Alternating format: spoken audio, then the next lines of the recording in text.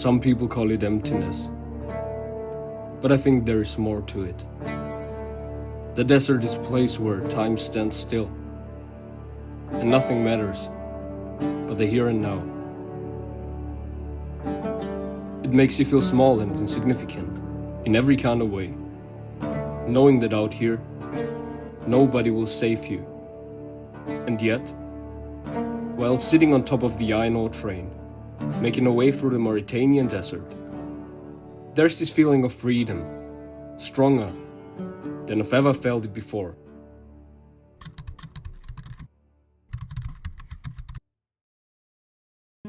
Our journey starts with a stopover flight from Venice to Gran Canaria. Escaping the cold Austrian winter, it really feels like holidays, completely clueless what is yet about to come.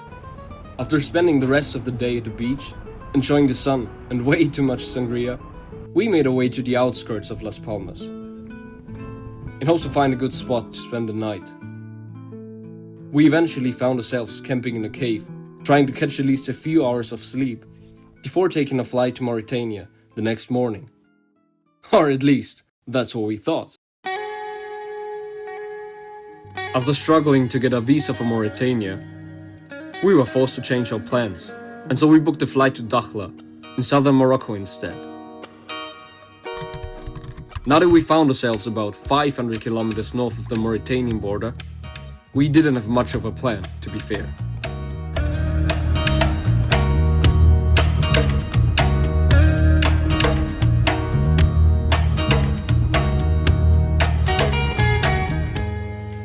We settled down in a surprisingly fine hotel at the beach, in hopes to get our online visa approved within at least the next 2 days.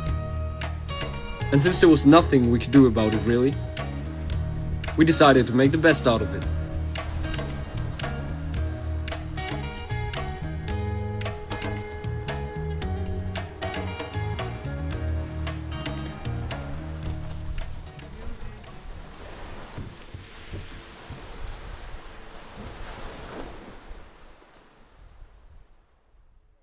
The next morning, we made our way to the bazaar, together with our local friend Muhammad, who we met the evening before.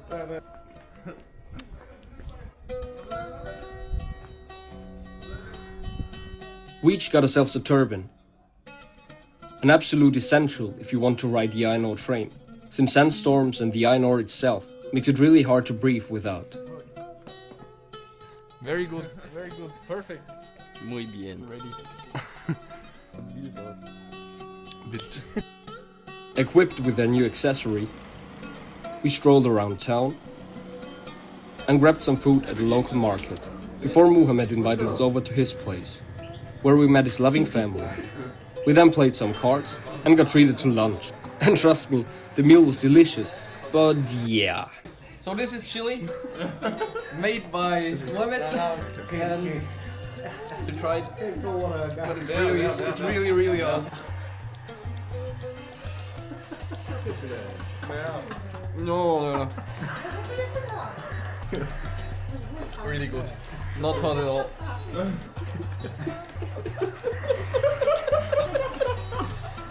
After I've had recovered from that, we joined Muhammad and went fishing.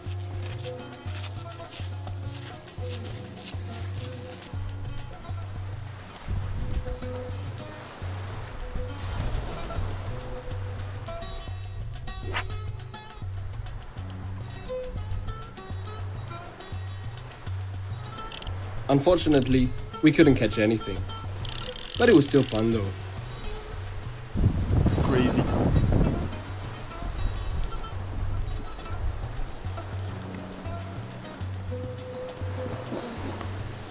We then said our goodbyes and went back to our hotel to round off the evening.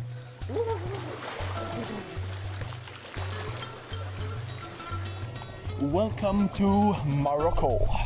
Tomorrow we are heading to Mauritania because we got the visa today, and that's a reason to celebrate, right? Celebrate.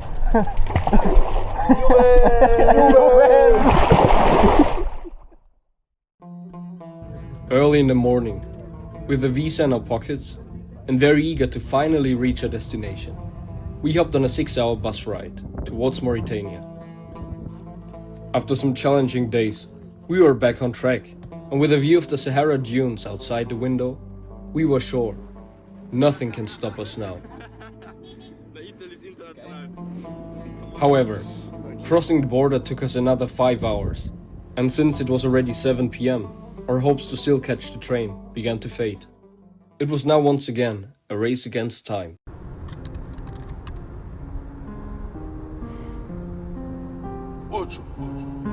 Pour embellir nos vies, on a vendu la mort. Eux ils pilons tout coffré sous la norme. Le thème c'est jamais compter sur un autre. Qu'il soit bon ou mauvais, on crache pas sur un mort. J'ai mal à la vie, mon négro. L'impression de parler dans le vide, je suis dégoûté. Clamart ma ville, mon négro. En 4-0 sans moins 8, toi tu connais. Mauritania, destination Ouagadougou. Today, inshallah. Today you guys take the train, the longest train in the world. Across the desert, going 12 hours. Yes. Welcome, my friend, to Mauritania. Yalla, yalla, yalla. Embrouille si ça pète, ça tire de partout, on compte pas les morts. Bébé m'a quitté, mais elle reviendra si elle v'là les love. Midi en bas de la cité, le terrain débite sous le nez des porcs. Le gang à jamais va te faire enculer si t'es pas dead. Bolly, was ist gerade passiert? We fucking made it. Yalla! We fucking made it. Yalla! Ja. Shh, go down, go down.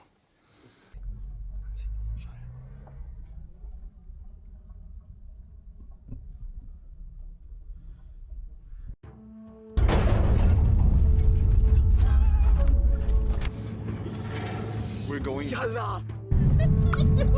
Let's fucking go. Let's go! The initial hype slowly gave way to realization. We would be spending the next 12 hours on this monster of a train, in complete darkness and cold, while blasting through the middle of the desert. But first, it was time for dinner. Oh, and yeah, in case you're wondering, this is Anna, a fellow traveler who we met at the border, and she decided to join us spontaneously. Aquafina. Exotic drink.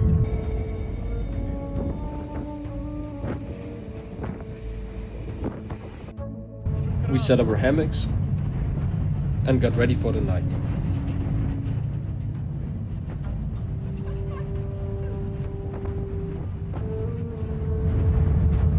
Just like half an hour ago, we were at the station. They actually dislocated a few of the wagons at the end of the train.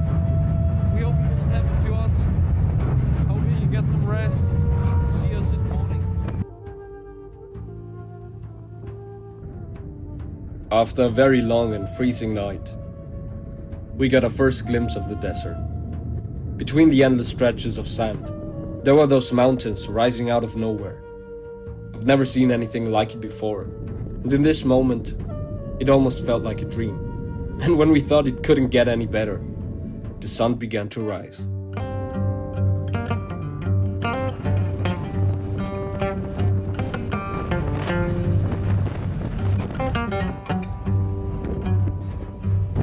Let's go. Don't try this at home.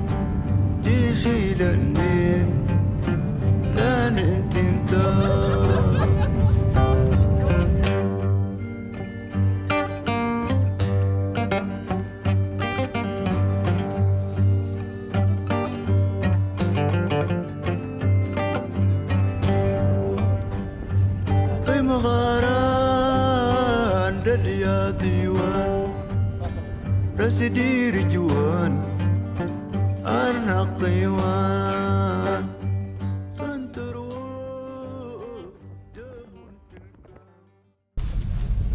We've just arrived in Shum.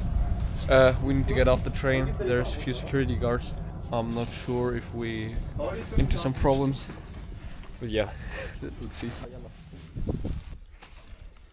Welcome to Joux. What? Yes. Yalla.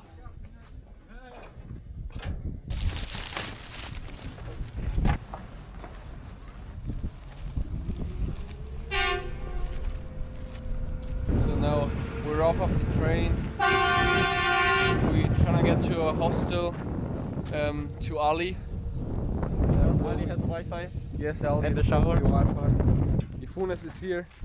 What's up, guys? Anna is here.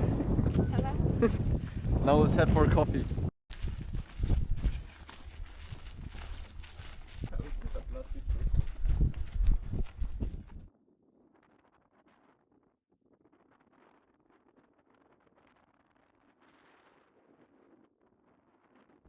We're here at the hostel.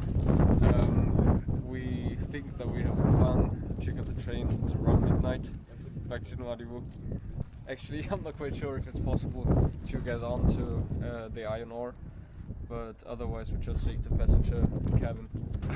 The problem with us having barely time is that we have to make a decision on whether to risk it on getting on the back of the iron ore train or just going straight up into the passenger seat, or passenger place I guess, and then asking or trying to get the iron ore for at least a little bit.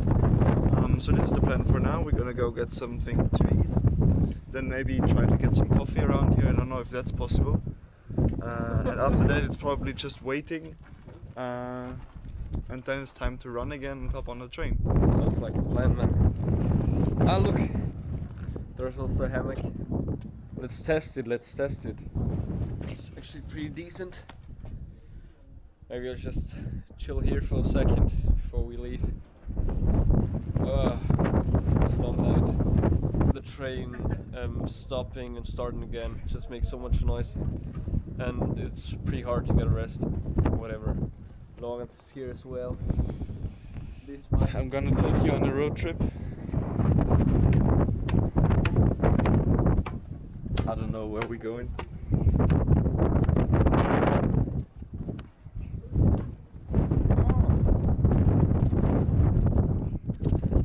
What a nice view. Anyways, This man right here. We don't understand a word, but he actually ripped us off pretty bad. I guess it's best to leave this place, find something else, if there is anything else. Otherwise we'll just, don't know, chill in a corner somewhere, maybe in the mosque.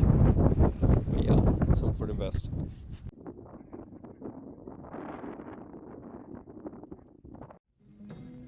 It didn't take long until we were recognized by some local kids who asked for some candies and snacks. And surely, how could we say no?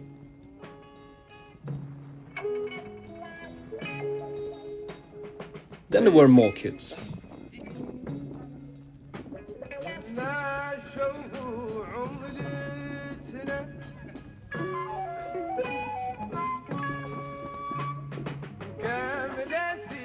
And again, more kids.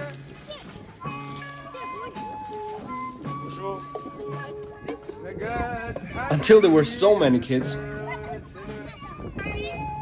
that we had to be saved by a shop owner, who scared most of them away. Still craving for a coffee, we asked him, but all he could do was offering a cup of Mauritanian tea at his neighbor's house. We then had a nice conversation, and while waiting, we even gave them a little concert in return.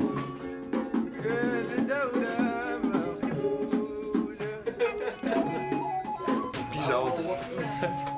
We eventually ended up in a so-called restaurant. I took a little nap, while Yufunes and Lawrence had some food together with the locals. And since it was burning hot outside, we stayed for, let's say, a little longer. Last food before we get back on the train. We could gather some information from the locals while waiting for about 10 hours now.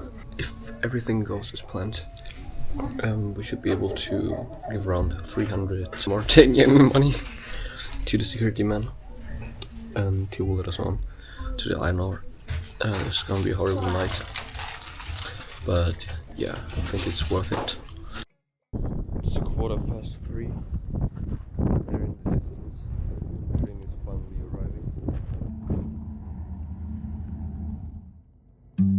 After getting caught by the security, we eventually made it on top. And we got to enjoy this adventure one last time.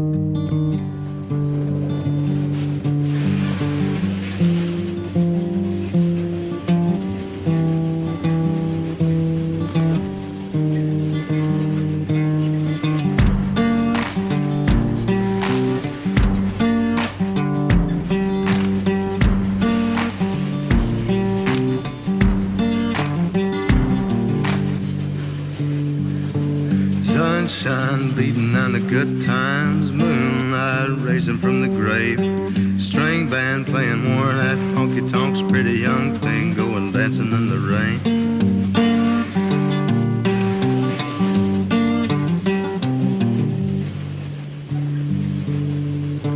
High heel lady spitting at the Nicky Jacks, businessman with a needle and a spoon, coyote chewing on a cigarette pack of young boys going howling at the moon.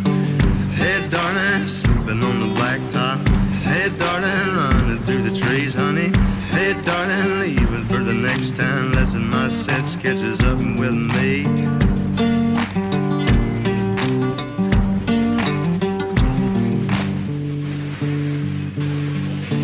Three dead in a crash on the number 4. 2 witnesses blown up high. Not sure whose will be done. You can call me a sinner for wondering why. Hey darling, sleeping on the blacktop. Hey darling, running through the trees, honey. Hey darling, leaving for the next town. Lesson my set sketches up with me.